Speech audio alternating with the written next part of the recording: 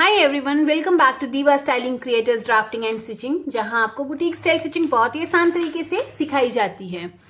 हमारे chart series में next हमारा जो चार्ट है वो arm hole cross mark chart है। ये चार्ट बहुत ही इजी है और बहुत ही इजीली आपको समझ आ जाएगा कि हमें ये चार्ट कैसे यूज करना है। सबसे पहले हम देखते हैं आर्म होल क्रॉस मार्क क्या होता है। देखिए, जब भी हम कोई कुर्ती या ब्लाउज बनाते हैं तो ये क्रॉस मार्क कहाँ पर आता है? जब हम यहाँ से आर्म होल की शेप देते हैं, आर्म होल की मैंने चेस्ट लाइन लगाई, अब मुझे यहाँ पे आर्म होल की शेप देनी है, तो वो कितना मैं यहाँ से डीप बनाऊंगी या ऊपर से बनाऊंगी, कैसे बनाऊंगी, तो ये जो हमारा डिस्टेंस होता है इसे हम कहते हैं क्रॉस मार्क। आई होप आपको क्लियर हुआ होगा। अब ये हमने कैसे देना है, देखिए, अगर आपकी चेस्ट 28 से लेकर 31.75 तक है तो फ्रंट में हम 1.5 इंच, बैक में हम 0.75 का डाट डालते हैं। अगर आपकी चेस्ट 32 से लेकर 39.75 तक है तो फ्रंट पार्ट में 0.75, बैक पार्ट में हम 1 इंच का डाट डालते हैं। और अगर हमारी चेस्ट 40 प्लस है तो हम फ्रंट में 1 इंच और बैक में 1.25 का डाट डालेंगे। अब देखिए, क्योंकि बैक पार्ट अगर हम बात करें तो हमारा बैक आर्म होल इस तरह से होता है, फ्रंट का आर्म होल हम इस तरह से ऐसे देते हैं। तो इसी तरह से बैक आर्म होल हमारा जो शेप क्रॉस मार्क होता है वो ज्यादा होता है और फ्रंट का क्रॉस मार्क कम होता है। अगर आपने बैक में शेप देनी है, जैसे मेरी चेस्ट अब 38 है तो मेरा जो डार्ट आ रहा है वो कितने इंच का आएगा? बैक में 1 इंच का। तो मैं यहाँ से 1 इंच पर क्रॉस, यहाँ पे मेजरिंग टेप रखूंगी, 1 इंच पर मार्क करूंगी और यहाँ पे आर्म होल का सेंटर होगा और यहाँ से फिर मैंने ऐसे शेप दे देनी। ये मेरा बैक आर्म होल बन गया। फ्रंट के लिए हम क्या करते हैं, ये भी जो हमारा सेंटर आता है, सेंटर से हम 0.25 अंदर जाएंगे और इस तरह से स्ट्रेट लाइन लगाते हैं।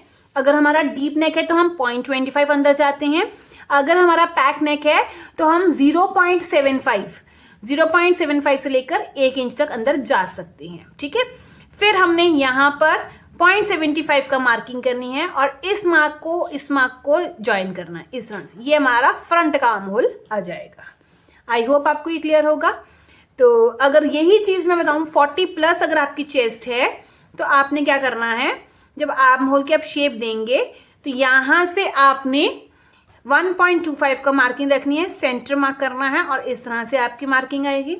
और फ्रंट के लिए 0.25 अंदर आएंगे और यहाँ पर 1 इंच की मार्किंग करेंगे और इस तरह से हमारी आर्म होल की शेप आएगी। तो इसे हम कहते हैं आर्म होल क्रॉस मार्क। ये हर एक में हमें देना जरूरी है क्योंकि फ्रंट और हमारे बैक जो आर्म होल है, अगर उनकी परफेक्ट शेप नहीं बनेगी तो हमारे जो है बैक क्रॉस और फ्रंट क्रॉस में बहुत ज्यादा झोल आएगा।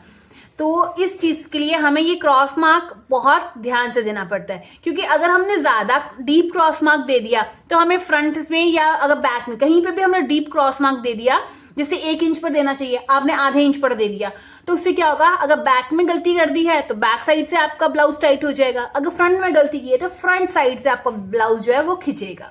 इसीलिए हमें चेस्ट के साइज के अकॉर्डिंगली, ये हमारा चार्ट है, इसके अकॉर्डिंगली अगर हम फ्रंट क्रॉस और बैक क्रॉस यानी कि आर्म होल की शेप देते हैं तो हमें फ्रंट क्रॉस बैक क्रॉस कभी टाइट नहीं होगा। ठीक है, एक्सेप्शनल केसेस में मैं 2% केसेस ले लेती हूँ क्योंकि हर एक पर्सन की बॉडी इवन नहीं होती है।